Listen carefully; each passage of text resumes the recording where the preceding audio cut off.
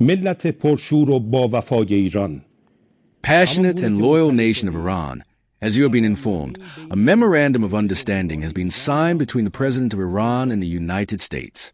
In the path to reaching this stage, the relevant officials have made many efforts with dedication and goodwill.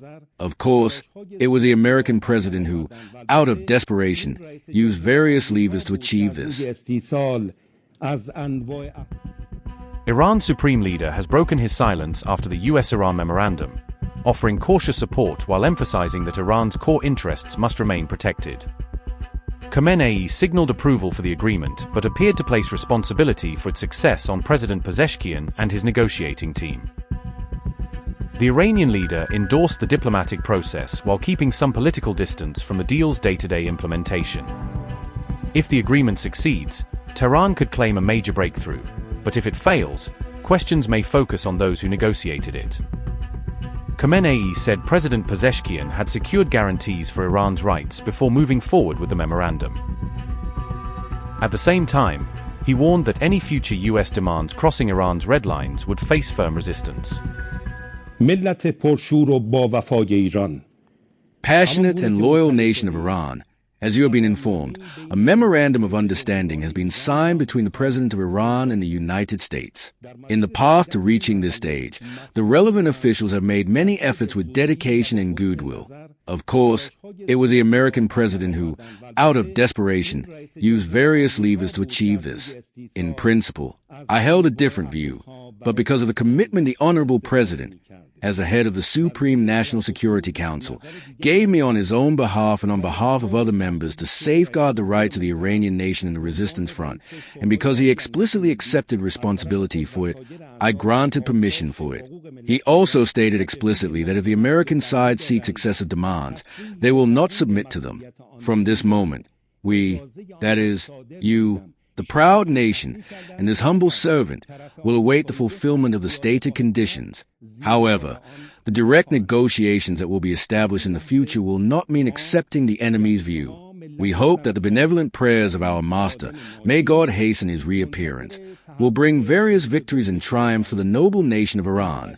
Peace be upon you, and the mercy and blessings of God. Negotiations may not be over yet, and Khamenei's latest remarks appear to have prepared the ground for possible future direct talks between Washington and Tehran. Iran's leadership insists that diplomacy is not surrender, framing negotiations as a tool to protect national interests rather than a sign of weakness. Mojtaba Khamenei said, and I quote, "It is self-evident that the in-person negotiations that will take place in the future will not mean acceptance of the enemy's position. From this moment, we, you, the proud nation, and this humble servant, will await the realization of the stated conditions," unquote. As the agreement took effect, Washington formally began lifting its maritime blockade measures against Iran. Even so, U.S. warships remained deployed across the Gulf as both sides moved cautiously into the implementation phase.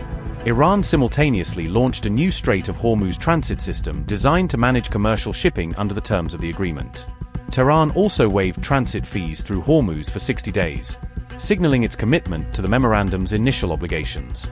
The Strait of Hormuz quickly became the first major test of whether both sides would honor their commitments. After months of war, missile strikes, and regional tensions, the focus has now shifted from confrontation to compliance and implementation.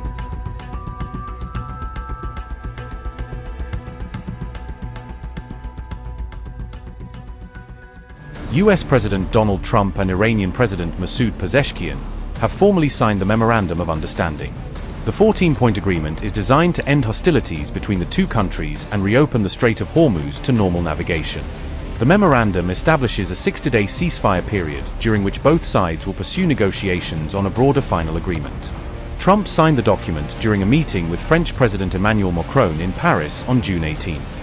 Meanwhile, President Pezeshkian signed the memorandum in Iran, completing the process from Tehran's side. The agreement begins with a region-wide ceasefire, aiming to halt hostilities and lay the groundwork for a permanent end to the conflict. Both sides have pledged to respect each other's sovereignty and avoid interference in internal affairs, signaling a shift toward de-escalation. Washington and Tehran have set a 60-day deadline to negotiate a broader final agreement, with an option to extend talks if needed.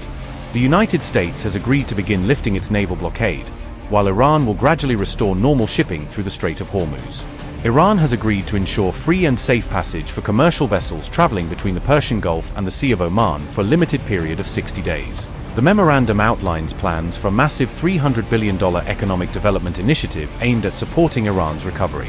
The United States has agreed in principle to discuss sanctions relief as part of a broader and mutually accepted final settlement. Iran has reaffirmed that it will not pursue nuclear weapons, while both sides work on a framework for managing enriched uranium. Until a final agreement is reached, Iran will maintain its current nuclear activities and the US will avoid new sanctions or military deployments. The agreement allows for sanctions waivers that could enable Iranian oil exports and related financial services to resume. Both sides will explore pathways toward financial normalization, including discussions on frozen assets and economic access. Once initial commitments are implemented, negotiations will expand to address all remaining issues required for a lasting settlement.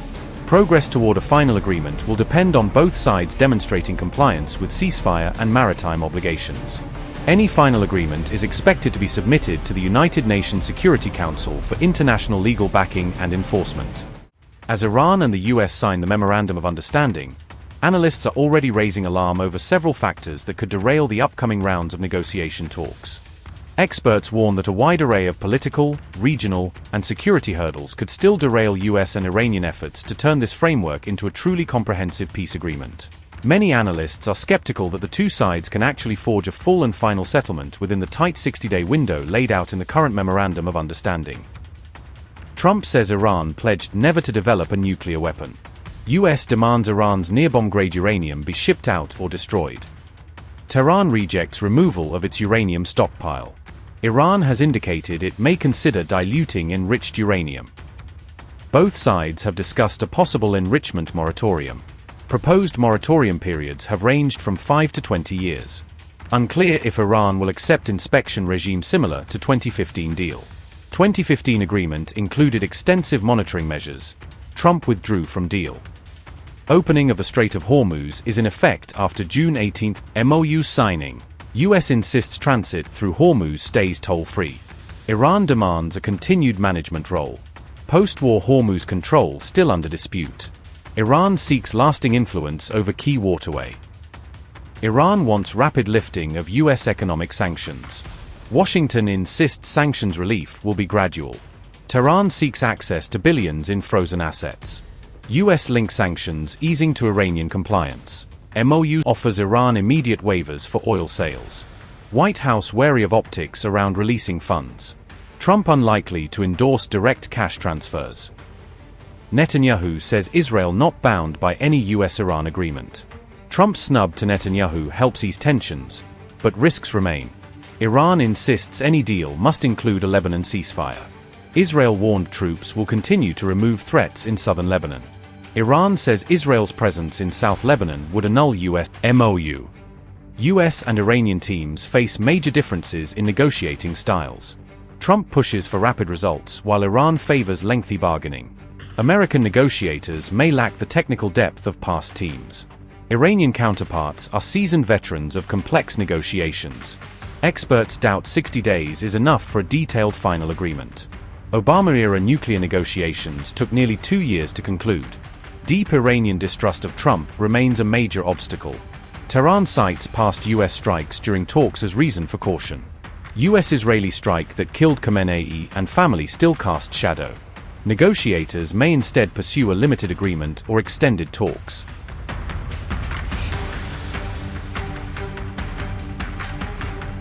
The release of the US-Iran memorandum has triggered a fierce battle over who emerged victorious from the negotiations.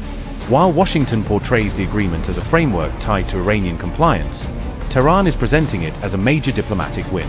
Iran's parliament speaker Mohammad Bagher Ghalibaf says the deal reflects what he calls a failure of US pressure on Iran. Ghalibaf argues that history will judge the agreement as evidence that Washington failed to impose its demands on Tehran. Iran's parliament speaker also claims the memorandum includes provisions for roughly $300 billion in future investment for Iran. Mohammad Bagher Ghalibaf said, and I quote, "The other side is not willing to accept that it was the aggressor, because in that case it would have to pay all damages. Instead of paying compensation, The text emphasizes concepts such as reconstruction and economic development.